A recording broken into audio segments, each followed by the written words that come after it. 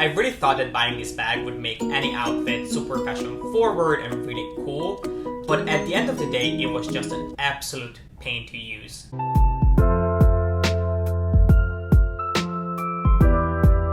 Hi guys, my name is G.P.S. and welcome back to my channel. Today's video is all about bags that I loved, I bought, I tried, and I ended up selling for one reason or another. Most of these bags are extremely popular and have some sort of cult following, but for some reason they just either didn't work out for me and for my style, or I didn't feel that the quality and the ease of use lived up to the price. So if you have been thinking about picking up any one of these bags, then I hope this video will give you a little bit more insight into what it's like to actually own one of these bags, because more often than not, you don't know how a bag is going to work for you until you actually own it and you start making it part of your everydays. So if you want to find out what bags I parted ways with, then please keep on watching.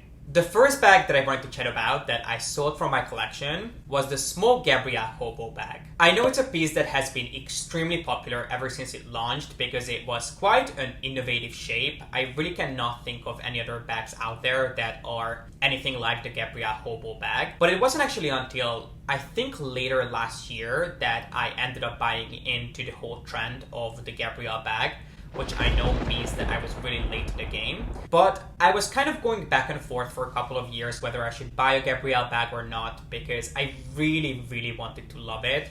There are so many creative and fun ways of how you can style it. You can use it as a crossbody bag, you can use it as a handheld bag, you can use it, I think, even as a waist bag or as a backpack. So it's really a fun and multifaceted bag.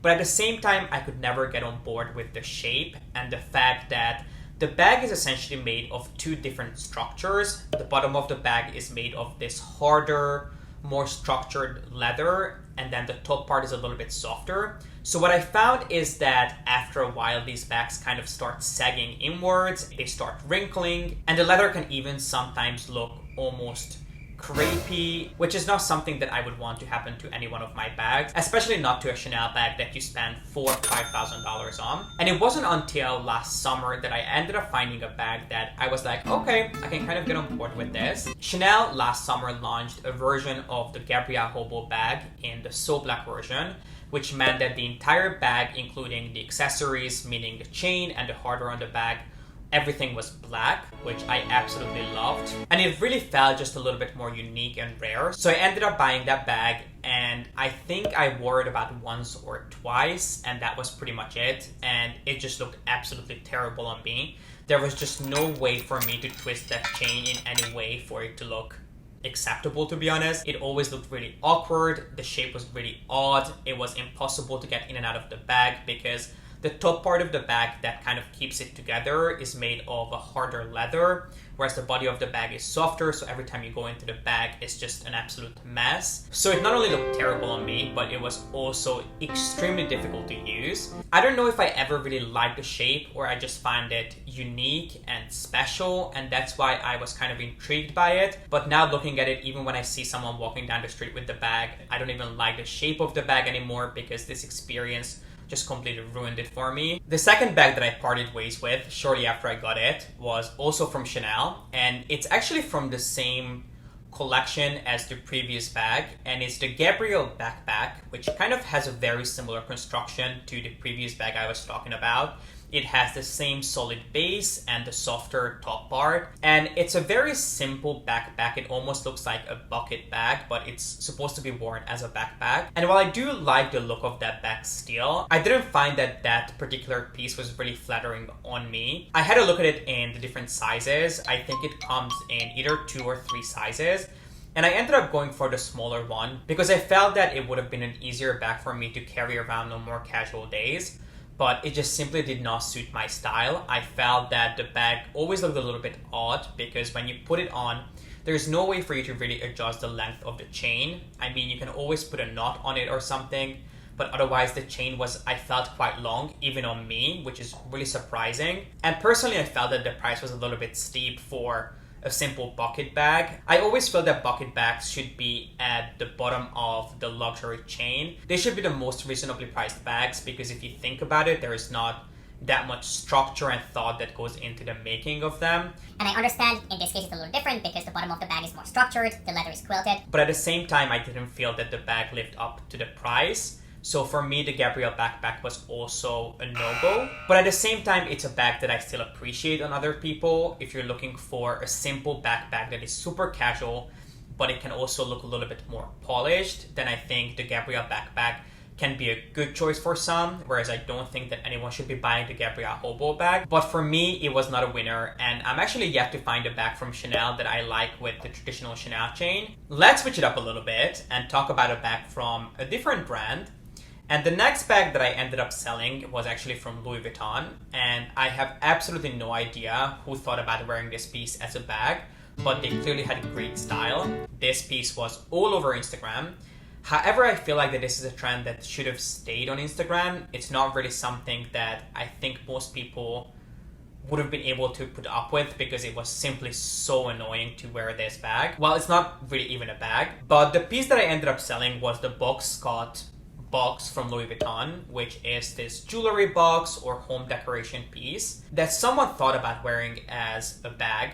If you have been watching my videos, then you know that I'm all about repurposing things and using cosmetic pouches and vanity bags as actual bags to carry them out. However, this piece was just simply not made to be worn as a bag. And while I still think it looks super high-end and very chic when someone carries this, it's really not something that I was able to make work for myself. There are a couple of different ways of how Louis Vuitton essays recommend that you carry it if you want to wear it out as a bag. You can put a twilly on it. Maybe even a twilly from Louis Vuitton, which I'm not sure what they're called, but they also make their little scarves, so you can either tie one of those on it. You can put a silver necklace or a chain onto it to make it look more like a bag. And then I have also seen people who just carried it out simply in their hands. And that's really what I tried to do with this bag. But because it's made of plexiglass, I was really, really nervous about dropping it, because if this piece drops, it's going to crack without a doubt. And it also scratches, so it's not really a piece that would be really convenient to wear.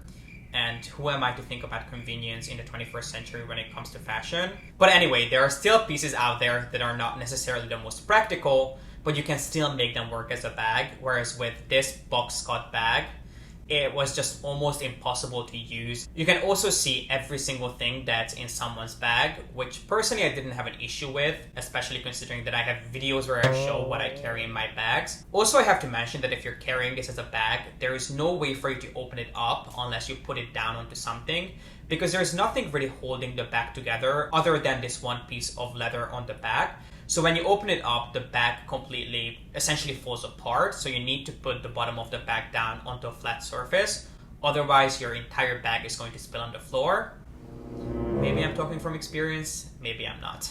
So if you're not a true fashionista who's willing to put up with a lot for a great Instagram picture or an incredibly cool outfit, then I wouldn't really recommend that you buy this to be used as a bag. I think it still looks amazing as a piece of home decor. You can put it on your vanity, or you can put it on your coffee table to hold trinkets or jewelry or even maybe makeup. But in my opinion, it's extremely difficult to use this as a bag.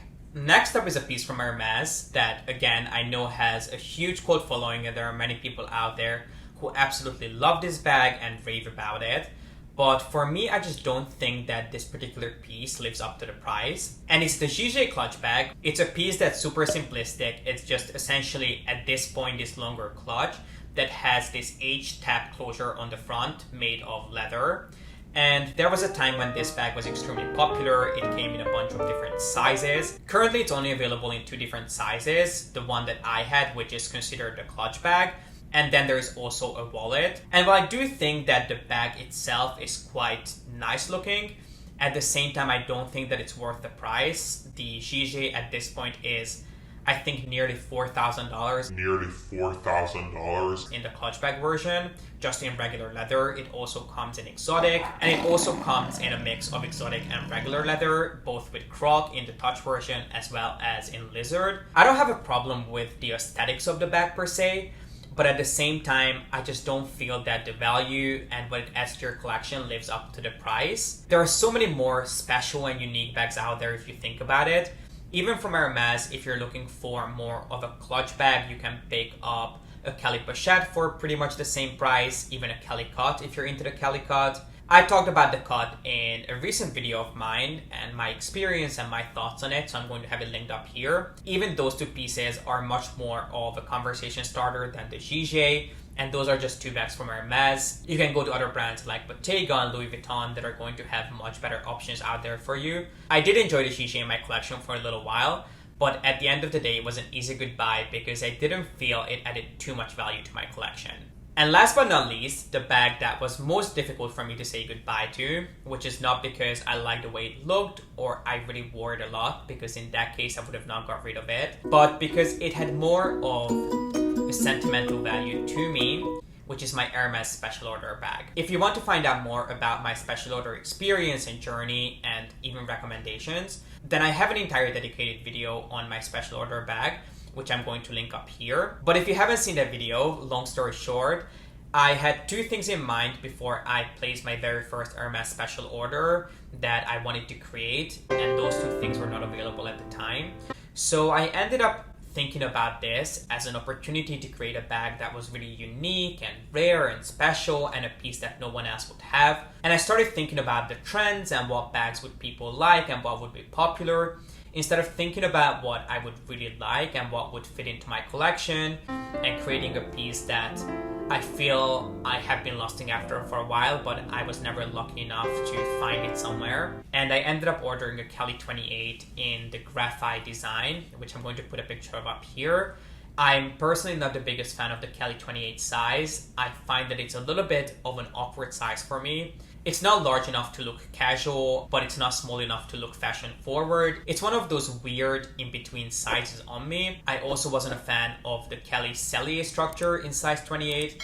I felt that it was kind of a struggle to get in and out of it. So overall, that bag just did not work out for me. And I felt terrible just having it sit in my wardrobe because I rarely ever reached for it. So I ended up passing it on, and hopefully it has a much better home now, because it really was a unique and stunning bag, but at the same time, I know I would have never been able to take advantage of it. And this is it, guys. This completes my video on 5 luxury bags that did not work out for me. I hope you guys enjoyed this, and if you did, please make sure to give it a thumbs up and don't forget to subscribe. And as always, thank you so much for watching. I appreciate you being here, and I hope to see you in the next one. Bye.